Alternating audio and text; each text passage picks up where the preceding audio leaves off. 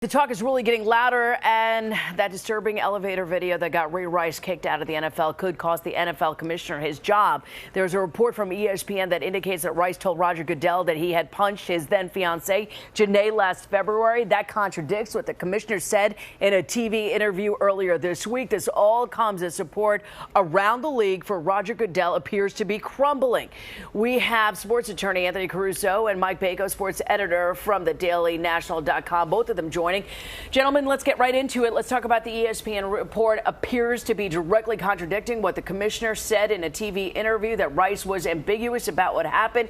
Tell me your opinion, Mike, right now. Well, right now, ESPN is reporting that 4 people associated with Ray Rice have told them that in the meeting with Goodell, Ray Rice told Goodell, the commissioner, that he punched Janae. So that contradicts what Roger Goodell said, not only at the time of the suspension, but throughout this entire ordeal over the last week. It pokes a lot of holes, really. It pokes a lot of holes, and just the idea of how Goodell conducted this interview with Ray Rice, with Janae right there with him, having the accuser and the victim right next to each other. What do you expect the two of them to say? So not a good situation for Goodell in terms of how he conducted this. Anthony, your take on it? There's definitely two sides of the story, and this is why the independent investigation is going to really be crucial, because we really can't assume what happened until we hear all the parties involved and we have the factual history down on paper. We're talking about an independent investigation, and shouldn't have that happened all the way along? I mean, it felt like something was being mishandled, especially because when Rice got the two-game suspension, a lot of people are going, is that enough? I mean, they look at that video. There's something going on here, and there was already, though it wasn't a firestorm, there was a loud enough voice in that case. There was a loud enough voice, and it was just the piling on of everything that's been happening in the NFL. You're seeing other players with the 49ers, with the Panthers. This is in the news. People are seeing it.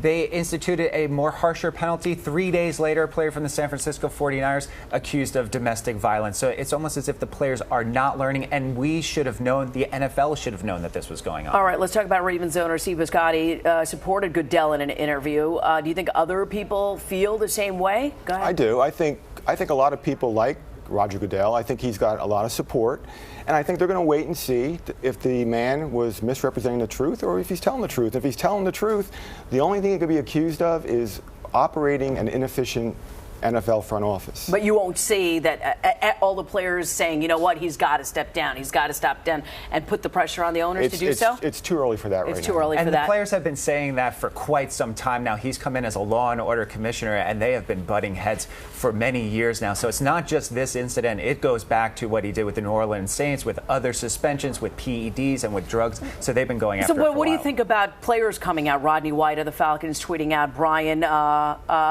Hartline from the Dolphins also tweeting out. This is what Brian Hartline said, just released the top-rated, let's go to Brian Westbrook.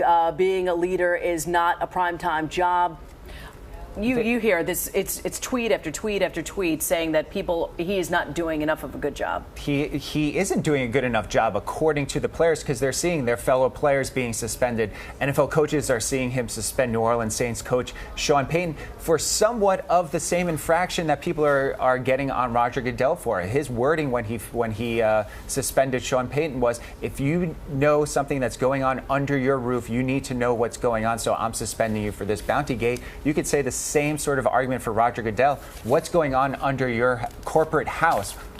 Did this video make its way to the office? So are you saying we have to wait for the independent investigator to make his case, and then we can actually look at it? There's so many allegations flying around. This is a good thing that they're going to do a study and look at this, but what about the audio tape? That the NFL did see the video. There's the law official saying in New Jersey that there was an audio tape and that it was given to the NFL. Right. Let's find out if that's true. Okay. Let's find out who received it and why that person did or did not give it to the commissioner. What do you think about this headline right here on the Post? And you see it right there, and it says, "Heaven help us." What do you think about that? He's turning to his faith. He's turning to his family.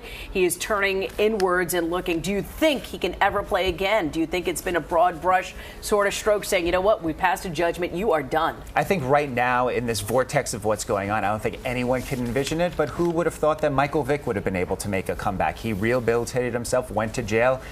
he's now been flourishing and has become somewhat of a leader inside of the league. I don't imagine that necessarily for Ray Rice, but anything is possible once we get away from this. Anthony? I think I agree. Okay. I agree. I think that, again, there's a situation going on here where there's a pile-on happening. The commissioner is now under attack. We need to just take a step back, let the facts come out. Okay. All right. Thank you so much for talking about this. Anthony Caruso, he is a sports attorney, and of course, Mike Bako, sports editor for thedailynational.com. Thank you, gentlemen, for talking to us. Of course, for a complete up-to-minute news on the Ray Rice story, you can go to our website at PIX11.com. Time right now is 7:42. We'll be right back.